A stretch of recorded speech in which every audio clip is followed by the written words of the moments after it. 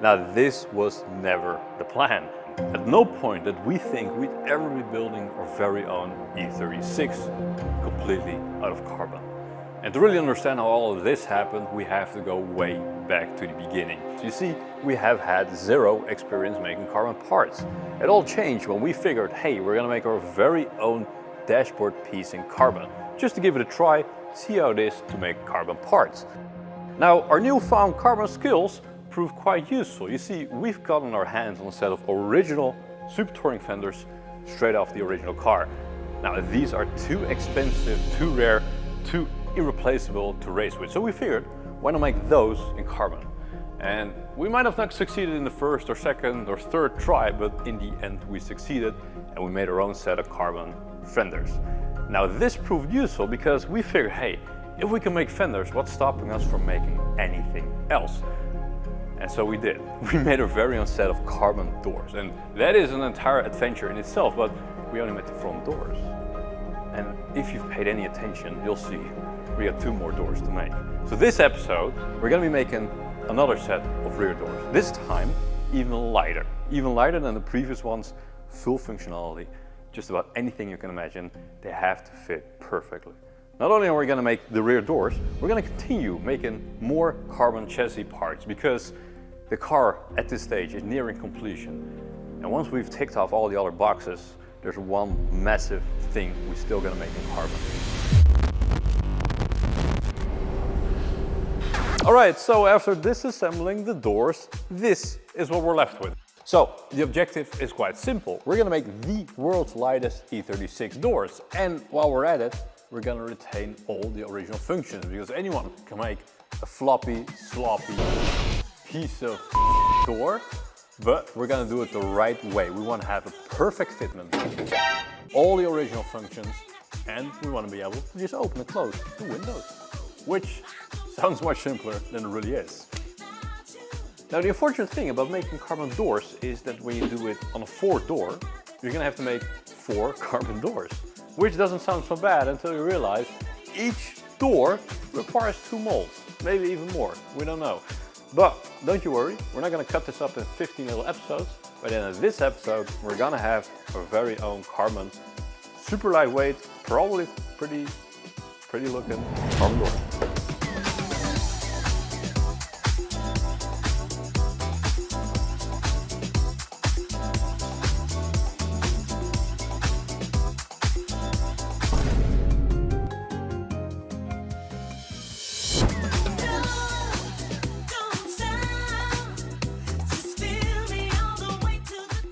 So, in my mind, this part is usually the easy part. For some reason, just simply applying the wax in a way that doesn't bite you in the ass later takes about 3 hours per door.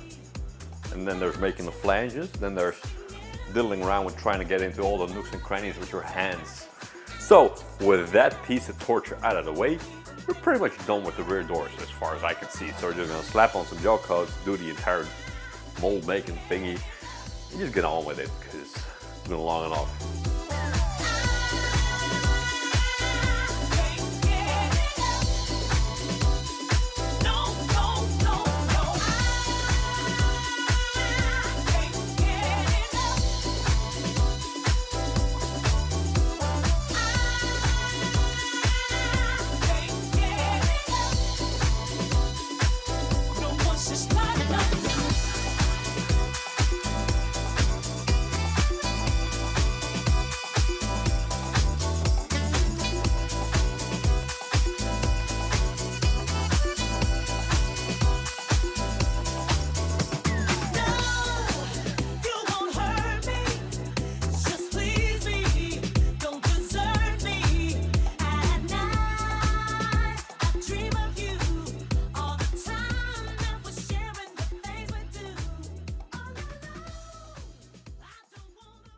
Okay, so we just made the 2 molds of the inside of the both rear doors.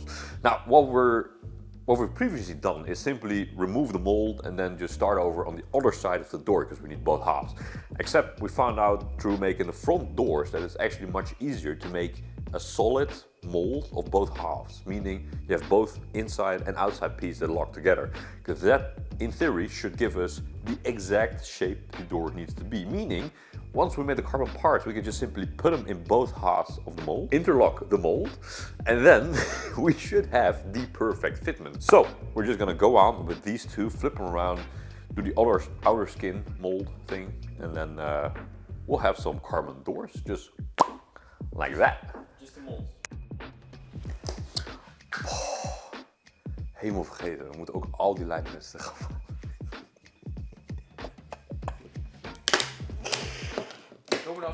vallen. Hey!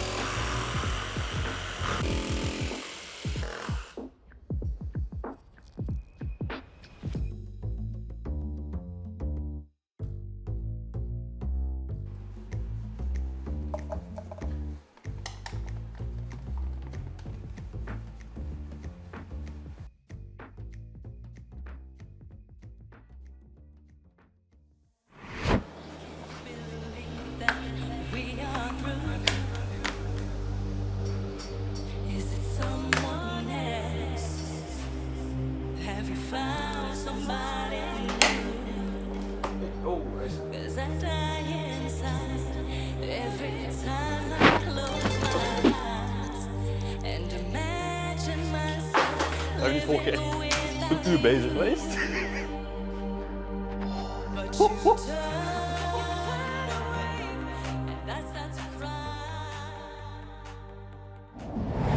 Alright, it is now magically 6 months later, because we got ever so slightly distracted after finishing this. Then we started building some E46s.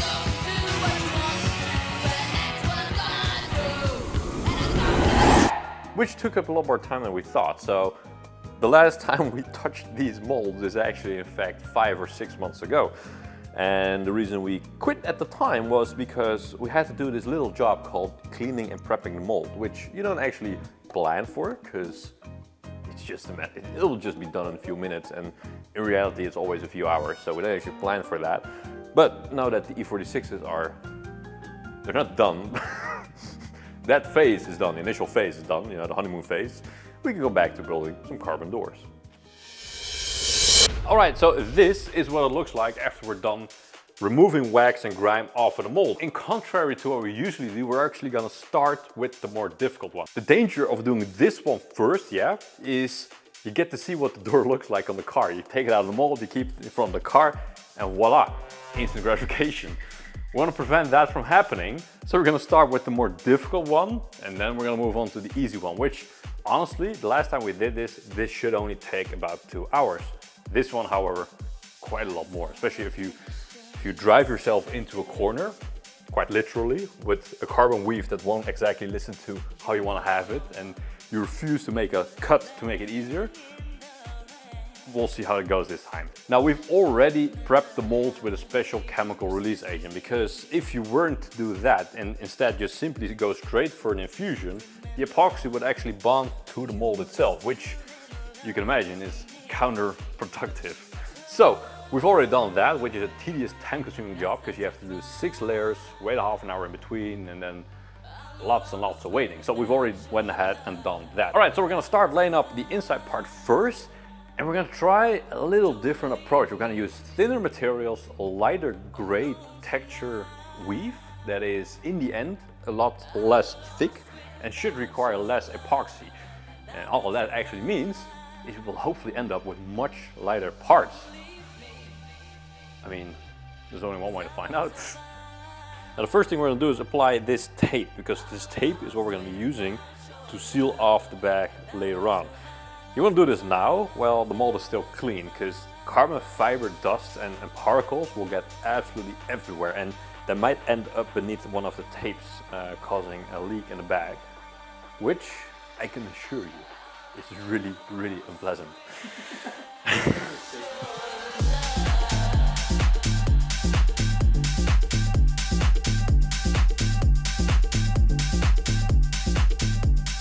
Now this is the absolute worst part of any layup, except for making the bag perhaps, and perhaps some other bits and pieces, but this is by far the worst part. So what we're gonna do is we're gonna glue this piece of cloth or carbon into the mold, and this is very, very sensitive stuff. Like any wrong move, like if it gets caught up in something, it'll just completely distort the entire fabric, which is not very efficient if you're already partway done. So basically what we're going to do is we're going to work from one side to the other, spraying it with glue, tacking it in, and then slowly moving across the entire thing. And that will be layer 1. We're just going to move on to layer 2, layer 3, some peel ply, some plastic, but we'll tackle those problems later. But for now, we're going to spend the next 2 hours trying to gently put this piece of cloth into the shape of a mold. Is it someone else? Have you found somebody new? 'Cause I die inside every time I close my eyes and imagine myself living without you.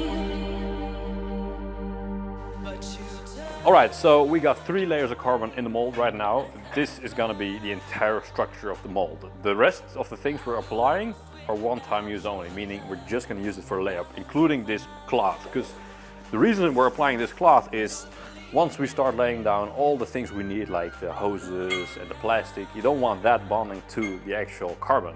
So this is called the peel ply. This is something we peel off once it's cured. And this is gonna make sure that whatever we use next isn't gonna bond itself to the carbon, which would be, well, we just make it heavier.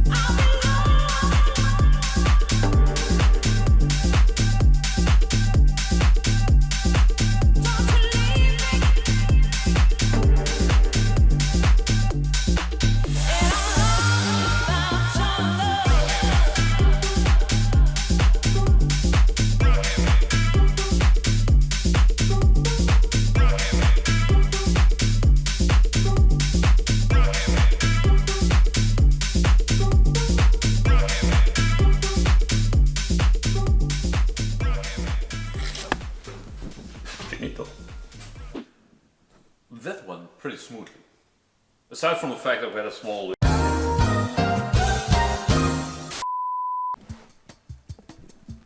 There's a leak somewhere. It's very small, but just large enough to ruin our day. So we figured we'd submerge the suspected area and maybe we'll see some air bubbles. That hasn't worked. So now we're draining the swamp again to try a different approach.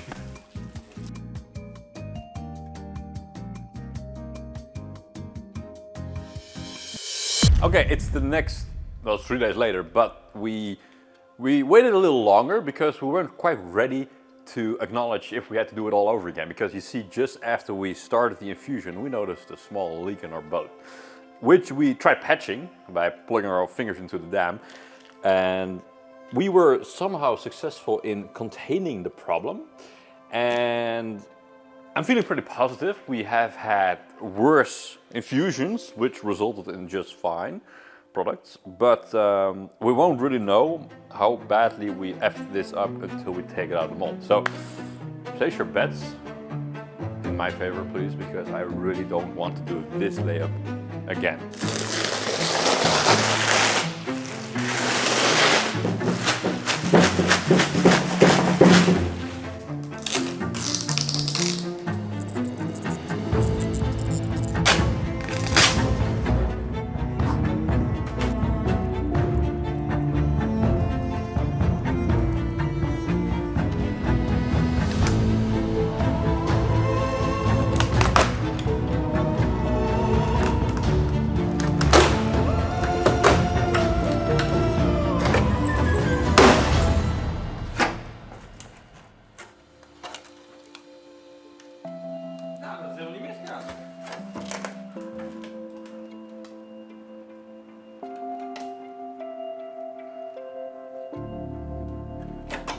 Hier zo. En op dit stuk wat eruit gaat. Kijk hoe vet hij eruit ziet met die glossy finish. He got away with it. Again! Imagine that!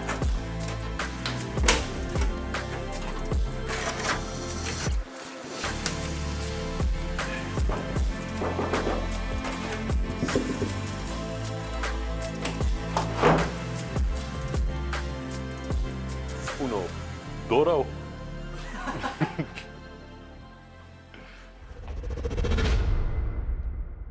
Okay, now for the next thing we ran into a little issue, or actually a big issue, because there's something we have to make in carbon. But in order to make the carbon part, first we have to make the mold, except at this point we're unable to make the mold because the plug is still missing. And the plug is this shape, it's silver, and it has a little play button on top of it. Yeah, we're talking about the YouTube play button. We're almost at 100K, we're at 80K right now. We need you to click that button, help us go from 80 to 100K, have them ship us the button, we make it in carbon, everybody wins. Click it.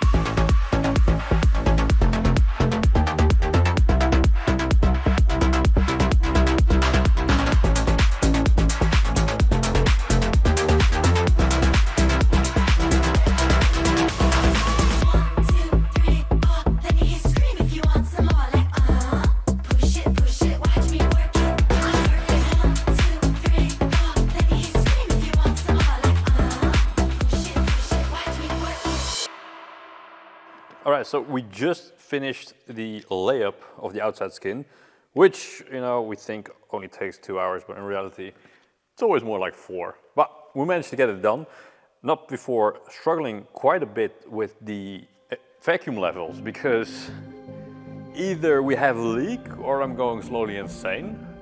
Could be a little bit of both, because all of the meters stopped working. Because according to this little gauge we have, we should be like next to the Ocean Gate submarine.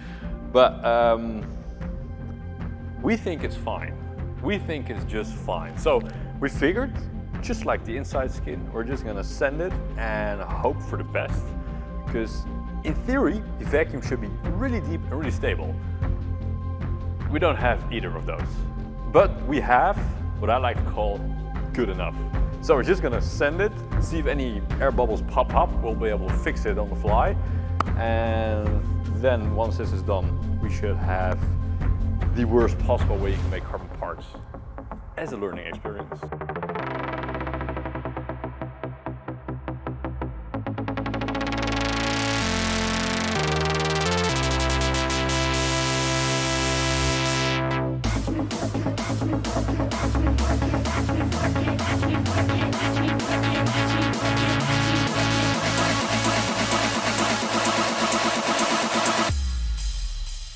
Watch me work it, I'm perfect.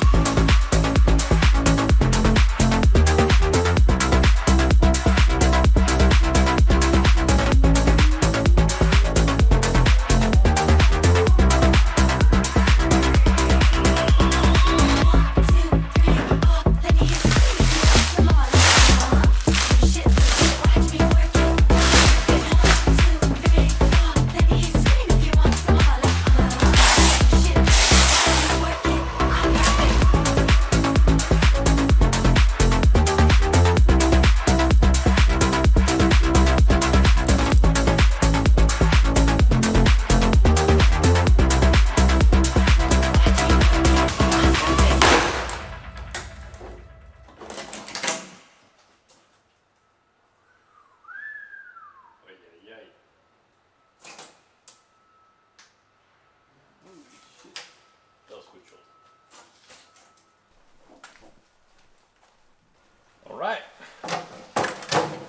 Great success.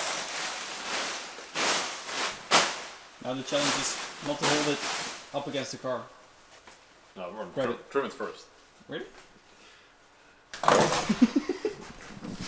Those country will get done. Ze hebben we nog niet gezien. Ik heb hem expres naar beneden geklikt. Het voelt wel een beetje... Ja, dat voelt wel, ja. rood. Aan de race bij.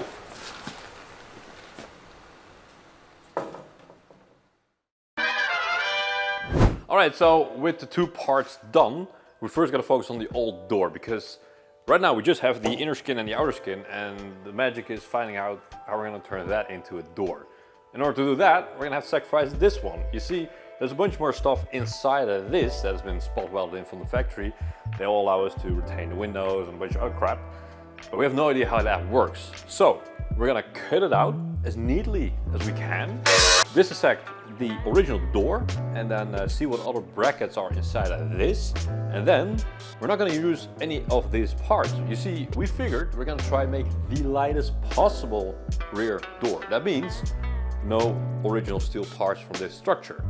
Meaning, we're gonna make our lives a lot more complicated because A, the deadline for this video is in which is unheard of for us. And it also means that whatever parts we still need from this will have to be made in either carbon or carbon 3D printed filament. Just two easy things.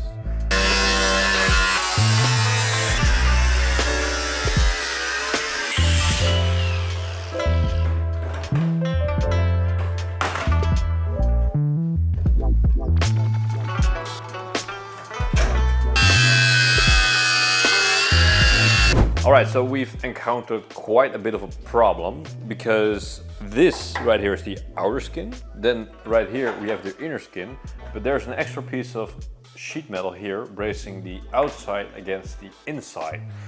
And the question now is, are we also going to recreate this extra piece of sheet metal in carbon, or are we going to leave it without and hope for the best? The problem with that is, if we go further without this piece and the door is flimsy or just not strong enough, because this is the hinging side, this is where all the weight is going to be resting on.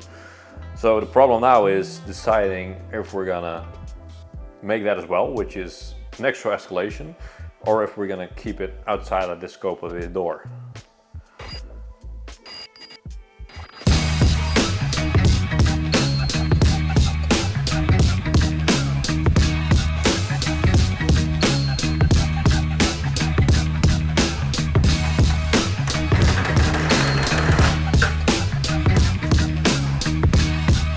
Heavy. And that is how the door is made, or deconstructed.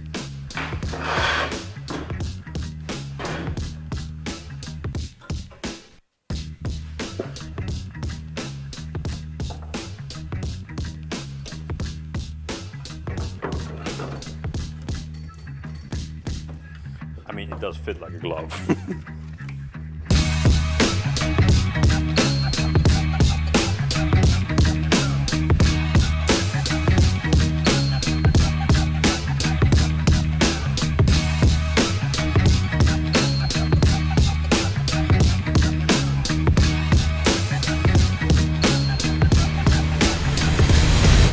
Alright, so at this point we have almost an entire door.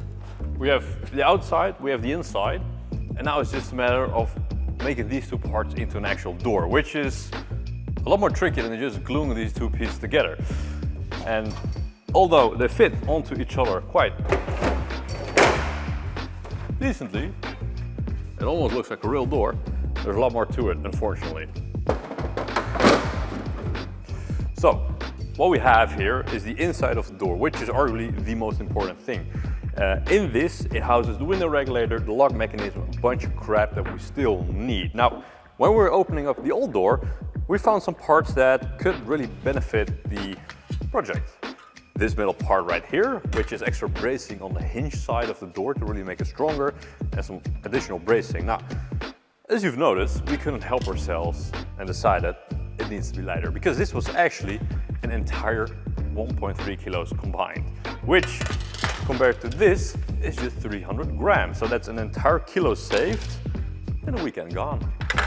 But the most important thing is we now have something visual carbon on the inside of the door. So in theory, because this is the same shape on the inside as the steel door and this is also the same, it's just a matter of gluing this part in, gluing this part in, and then we should be done with the base of the door itself.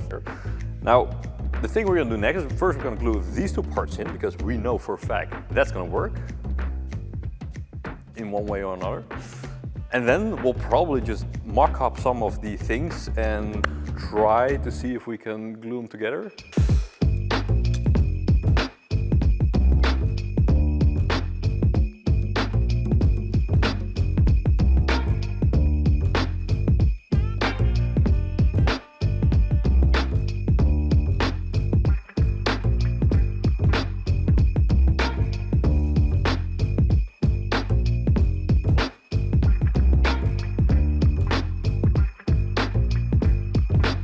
You gotta work with what you got, okay? We have 1,000 fucking clamps, but like none of them reach the part itself.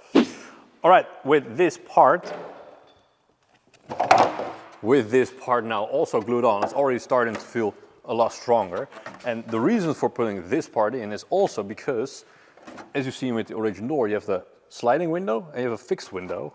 And we're still missing the actual divider between the two, which we still have right here. And we can simply reuse this because we didn't have to cut it out. And that's where we draw the line. You see, everything we have to cut out of the doors, we can't use, we have to remake. Everything that just unscrews and bolts on, we can use. So in theory, this should just line up something like this.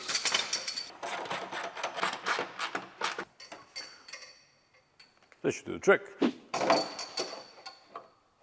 Why is it shorter? Why is it shorter? So he didn't even just made it in carbon, he just made it lighter in carbon as well. So this is the other half of the slider mechanism for the window. This will just sit in here, so we're going to glue this in as well. Well, I don't want to damage the rest, so this is precision work. It's the inside of the fucking door.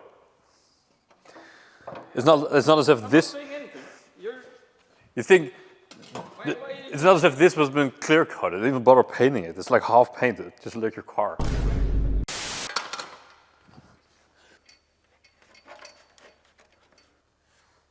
Seems about right.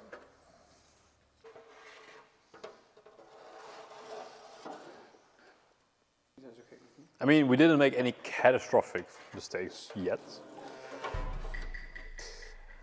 Obviously, it's too heavy. We're going to fix that later on as well.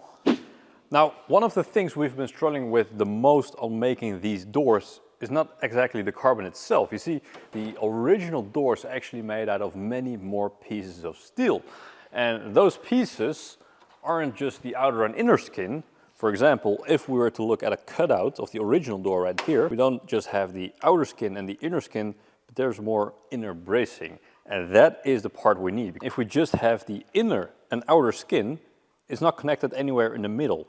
And that'll give a very flimsy, as you can see here, piece of door. Especially because this is used to house the window and the rubber that goes into here. So the obvious step is to make a U-profile like this. Now this is where it gets tricky because in order to make carbon just as strong as steel, we're going to have to make the carbon a bit thicker. That means that our outer skin and our inner skin are thicker than the steel equivalent. So that leaves us less room for simply jigging in a U-profile. We're going to have to make something different. And that's what we've done. We've 3D scanned our carbon pieces. We 3D scanned this original cutout of the door. And we figured out a little profile to help us do exactly that. So instead of simply making an entire U-profile, which would make the door too thick and then ruin the fitment, we have opted for half a U-profile, and then the outer skin will rest on top of here. So this piece will be glued inside of here. This is where the rubber will go, and then the other carbon piece will just lay flat over here, bonding these two parts together. And that, in theory, according to my math, should give us the exact perfect thickness as the original door. So far so good, but stay with me because it's about to get more complex, because this original part sits inside of the door and this part screws into the original door. So that is where we made our own little profile. Simply reuse this piece, adds a ton of strength for the door to keep the top side closed against the chassis. And yeah, we'll see how that goes.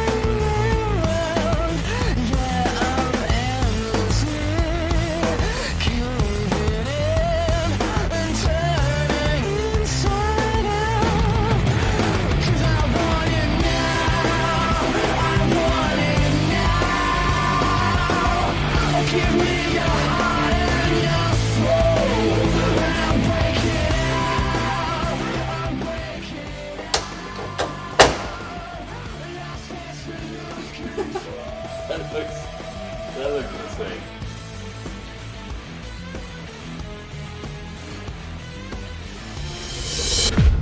All right, we've done pretty much all we can before the actual mating process of the two halves. We have laid the outer skin back into the mold because this is going to be our reference. This is the entire reason we reinforced this mold, because this always keeps the shape of the door as it should be. This shape is much more important than the inside skin because this is going to cause all the panel gaps, alignment. This is crucial. We have trimmed it and trimmed it and trimmed it for hours and hours and hours until it actually feels like it fits together like a puzzle piece. When you pop it in, it's like there's only one way it can go together. I'm feeling good about it. I'm gonna jinx it right away, because if I don't jinx it, it will be jinxed.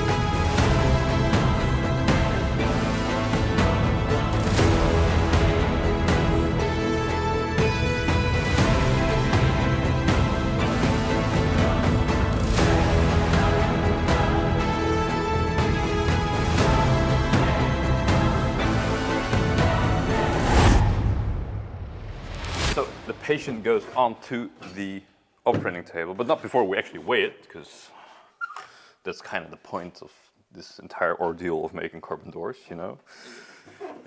Well, it's really not about the weight at this point. It's about sending a message. Did you get that?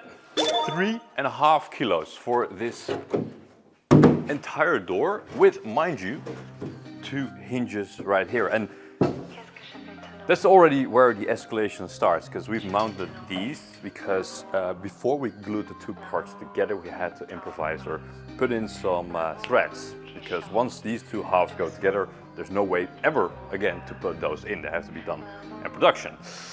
Now, the hinges is also something where we it got out of hand real fast. What I have here is a 3D printed aluminum hinge. And this is something we've been working on for quite a while. Actually, a friend of mine, Peter, made these. And the trouble is, we simply do not have the time to refine this, because this would need additional CNC milling or a lathe to really get the tolerances right. So we'll save these for a later time because... All right, so start the clock. This is the door. It weighs 3.5 kilos at this point, and we'll see where we end up after we've added all of the functionality back.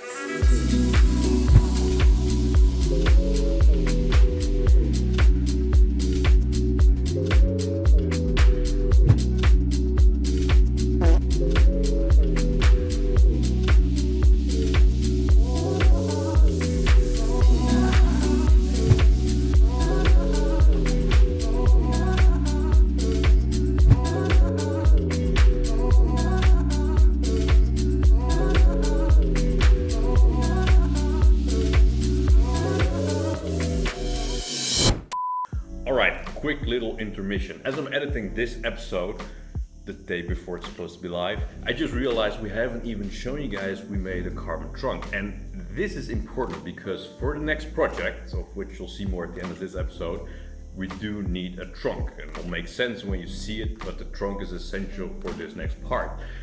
Some of you might already know. So, considering the content was supposed to be in the previous episode, I'm just gonna drop it right here. If you don't enjoy the trunk content, you can just skip right here to the rest of the doors. Otherwise, enjoy 400 hours of labor in 2 minutes. We're just getting started, it's all part of the game. Building anticipation, getting close to the edge. No, you think I see you more than a friend. Better late than never. Now it's all over me. These reflections of you, who you want me to be. Do I wanna be you? Is it only a dream?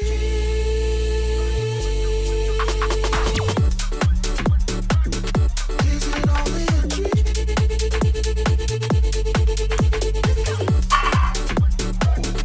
Is it only a dream?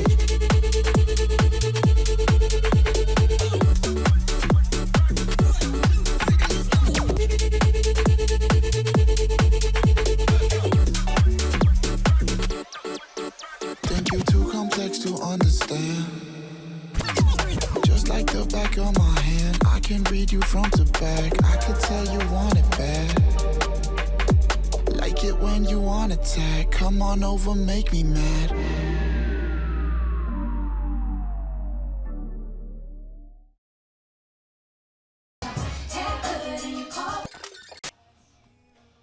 The most time-consuming part.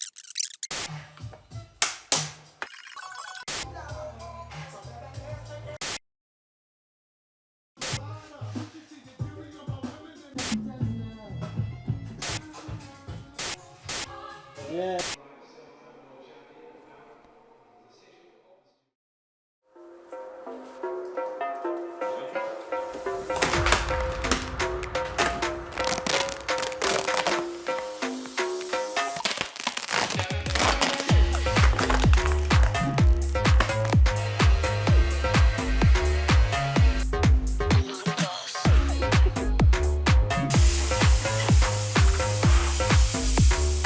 So we ran into a slight problem, and the problem being when we removed all the flanges, it was still tacky, which is a big no-no.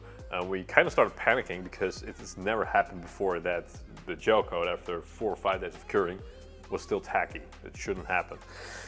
So we were ringing up our good friends at Easy Composites, and it turns out we probably had some air enter the system somewhere, causing the surface finish to be exposed to oxygen, causing it to stay tacky and not fully cured because it needs an oxygen barrier, or so I've been told.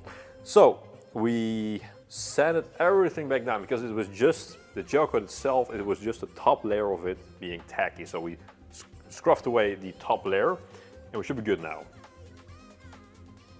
We should be good now. We asked ChatGPT.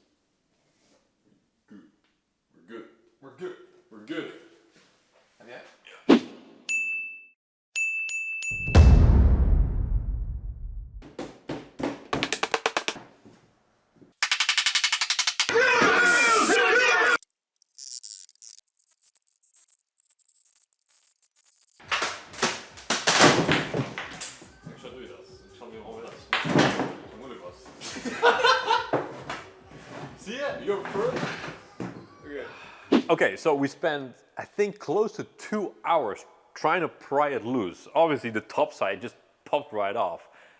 And then the inner skin. There's just nothing to grab onto. So we spent 2 hours just trying to force our way into it. And in the end, the secret ingredient, it was brain rot. After browsing Instagram for 40 minutes, we went back and it just popped loose in like 3 seconds. So there you go. It's not all bad.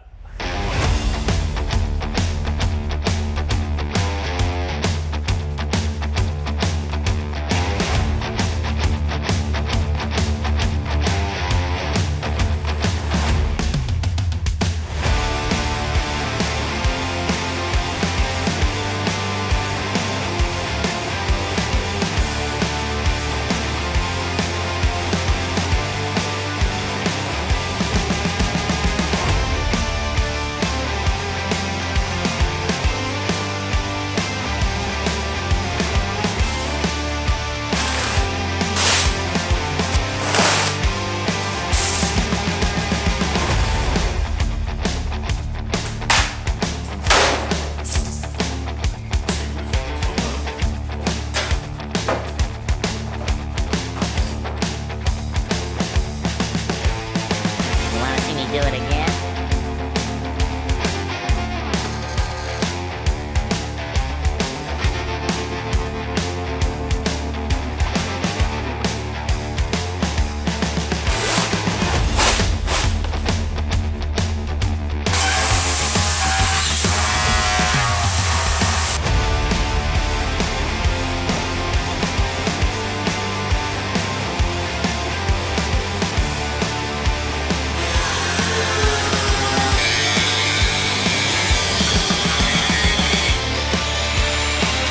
Okay, so with both halves of the carbon pretty much done at this point, we can start figuring out how we're actually gonna make a trunk, because right now we just have 2 pieces of carbon. We're gonna open up the original version, which is kind of the same thing we're making. It's just an inner skin and outer skin bonded together. Now inside of here, we actually have some bracing and extra panels which are right behind here, which are for mounting up the hinges. So there's threads and reinforcements again for the latch mechanism. So we'll just take the stuff out and then we'll see what the actual plan is, because that was never a plan to begin with.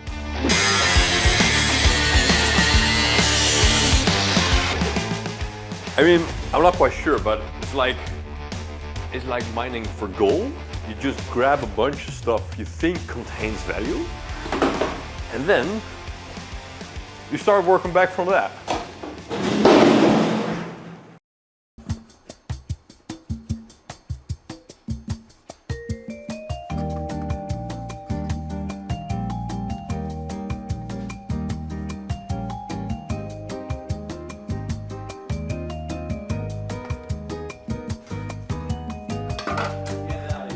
This weighs half as much as the entire outer skin.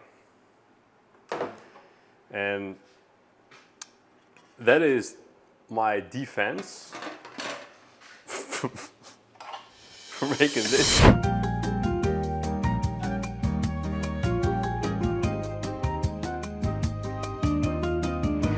Let's round it up, 300 grams, okay? So it's half a kilo saved just by making this bracket and 4 evenings.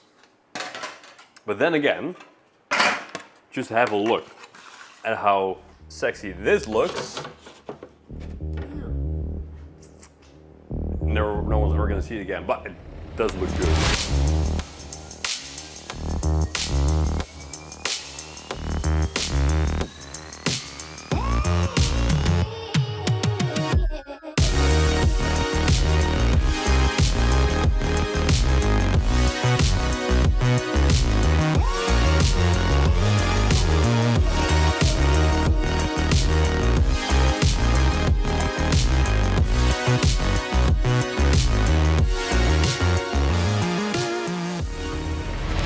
Now, I know what you're thinking, massive disappointment, these are not carbon, but these are the strengthening plates which have threads for the hinges itself, and there's quite a lot of force on those, including the gas struts. So although I was tempted, we figured this isn't worth the risk. These weigh only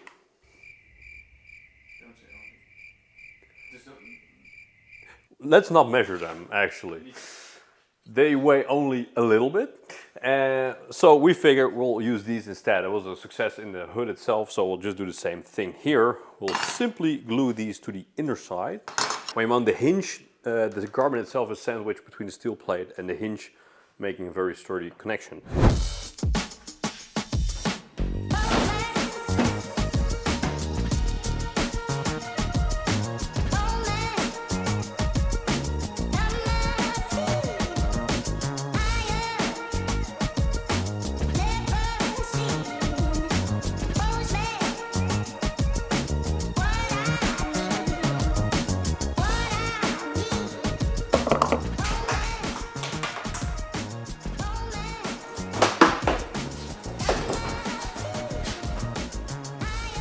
So far, so good.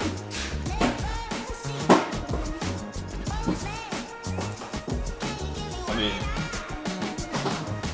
you can't really tell just yet because there's so much glue, but it's looking really good. It feels just like a normal trunk, but lighter.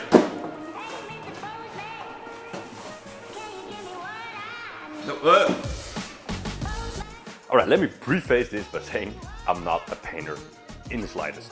But we did apply a light coat of satin clear coat just to get an idea of what the end product is gonna look like.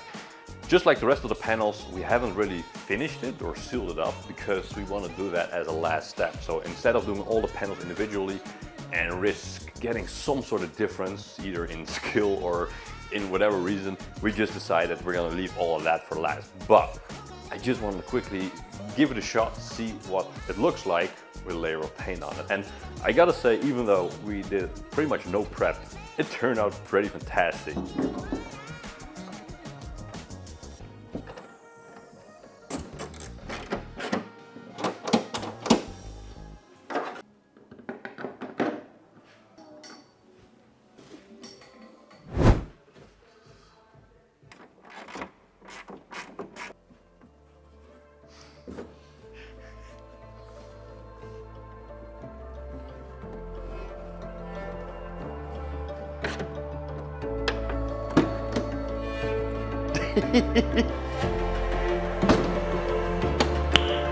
Nice.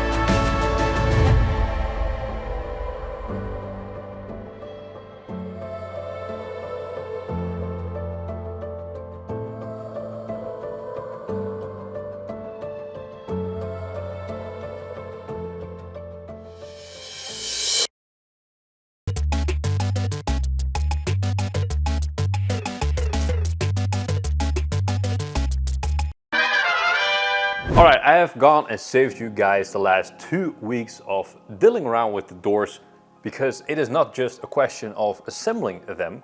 You see, even though we tried to make an exact replica of the original door, you're always going to run into some problems where this door is simply going to be different, it's going to act different, it's going to behave differently than the steel door. Take, for example, the door seals. The steel door is going to be much heavier, so when you close the door, it seals off much easier. You have more leverage, you have more weight. With a carbon door, you have about 1/5 of the weight, so you can't compress the rubbers that easily, and it is things like that that take up a ton of time. So now, before we actually weigh the doors, I have a confession to make. You see, you might have noticed I've started tinting the windows. Well, these are not the plastic windows we intend to use on these cars, because as it turns out, tinting plastic windows isn't as easy as it sounds, and it is an absolute essential for me because without a tint on the plastic, it will just look too fake. So I have, against all my principles, gone and brought them away to a professional. Not something I take pride into saying, but it had to be done. Okay, so keep in mind, This is the original glass, and the glass is much heavier than plastic. Let's round it up. Let's say 9 kilos. 9 kilos total. But the plastic windows were a total of 1.5 kilos lighter.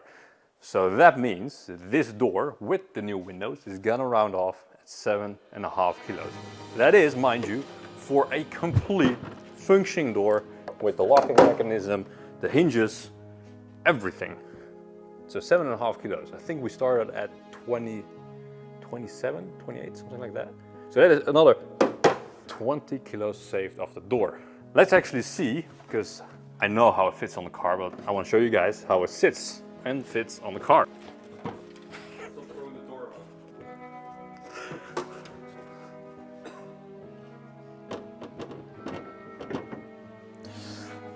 Now, one of the things I've already told you, but there's a lot of rubbers on these cars. And for example, this door sits right up against the rubber seal, and if your fitment is off by just a millimeter, it's gonna ruin your entire day. So we spent a ton of time getting this perfect.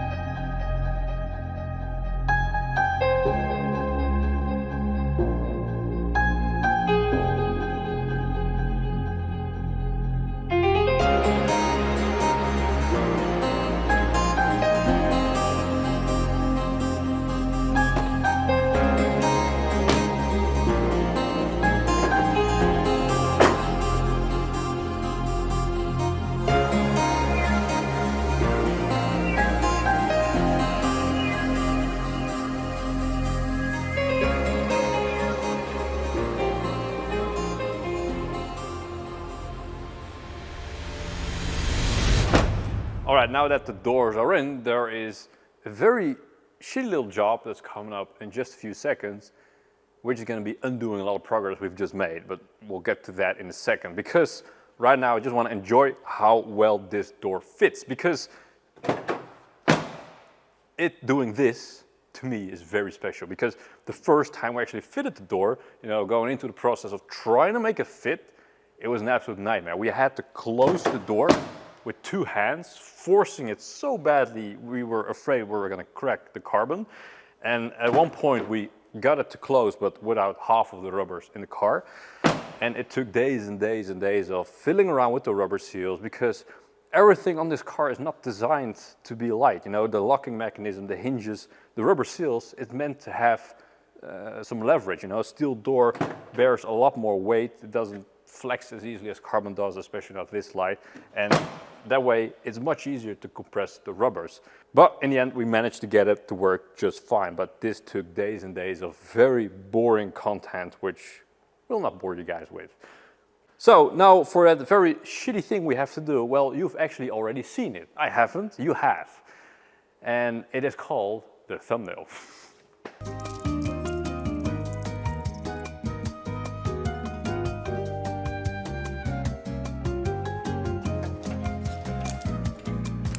This took less than 10 minutes. I'm not sure how I feel about that, because that's a lot of progress we just undid. All right, so we have just taken off every single body panel off of this E36.